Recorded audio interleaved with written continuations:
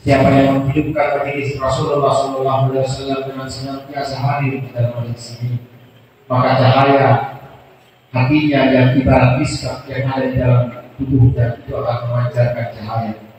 Maka sesungguhnya cahaya-cahaya itu akan memancar di dalam jasad dan memancar dan meliputi jasad, sehingga manusia akan hidup sebagai cahaya-cahaya yang berjalan di muka bumi ini, bagi bintang yang ada di langit daripada berkedip di sana akan ada cahaya.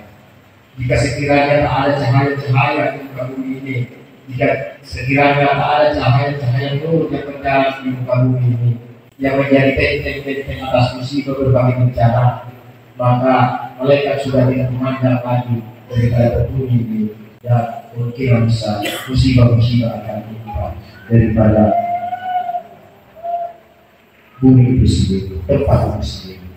Berbagai tempat, berbagai peristiwa-peristiwa besar, bencana-bencana besar, karena sesungguhnya mereka sudah tidak memancarkan jiwa-jiwa Rasul, jiwa-jiwa cahaya nur yang ada di dalam dirinya, sekalipun penuh dengan sorban-sorban dan berbagai macam aksesoris agama, tetapi cahaya di dalam dirinya tidak hidup, maka itu tetap tidak memancarkan cahaya di dalam dirinya dan tidak akan dipandang oleh malaikat, sehingga bencana-bencana akan berhubungan terburuk.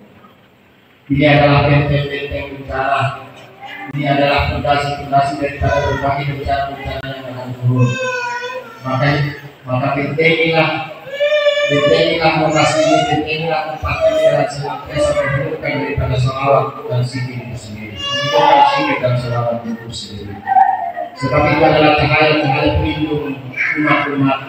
Jika terjadi bencana-bencana di daerah lain, maka di sini semoga tidak akan pernah terjadi, karena masih adanya cahaya-cahaya di dalam hidup umat-umat yang menjadi rahmat bagi umat-umat sekalian di sekitarnya.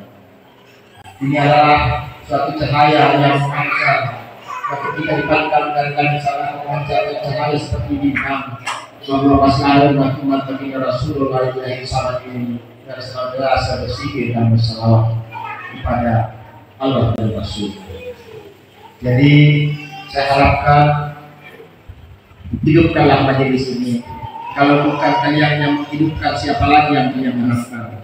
Kalau kalian tidak menjaga iman kalian, siapa lagi yang akan menjaga iman kalian? Iman ini tidak diperjualbelikan, sekaya apapun tidak akan diperjualbelikan. Bahkan di saat sakaratul maut inilah yang sangat berguna. Pada saat itu harta anak keluarga tidak berguna sama sekali, tetapi yang berguna adalah jiwa tenang. Jiwa tenang itu adalah nur Muhammad Rasulullah yang ada di dalam diri kita, juga telah meliputi alam semesta ini. Ibarat ikan di dalam air, atau ibarat kapas di dalam air yang diliputi sahih dan batin daripada air itu sendiri, meliputi sahih batin itu sendiri. Jadi hidupkanlah dengan zikir, hidupkanlah untuk saling menasihati di dalam kebenaran dan menasihati di dalam kesabaran. Jika ada suatu hal yang ditimpa musibah, sampaikan bersabarlah, karena sesungguhnya Allah mencintaimu dan Allah akan bersamamu, bahwa Allah sesungguhnya Allah bersama orang-orang sabar. Kemudian kedua, ketika ada yang melenceng, panggilan dengan penuh dengan panggilan cinta, ajaklah dengan panggilan cinta, kembalilah ke majelis Rasulullah SAW.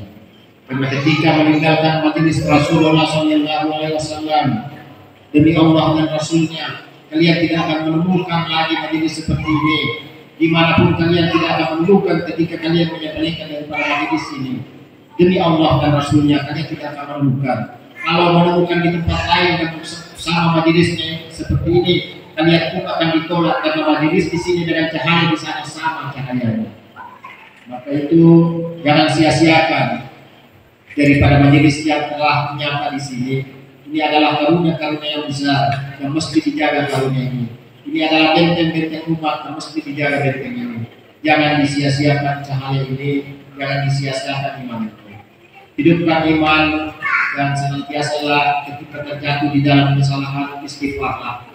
Ketika terjatuh di dalam kehikapan, istighfarlah, berbanyak-banyak kali istighfar. Karena memang begitu petarung sejati orang-orang imannya sejati. Ketika dia terjatuh di dalam kesalahan, dia bangkit lagi. Ketika dia jatuh lagi dalam kesalahan, bangkit lagi. Ketika dia jatuh dalam kesalahan, dia bangkit lagi.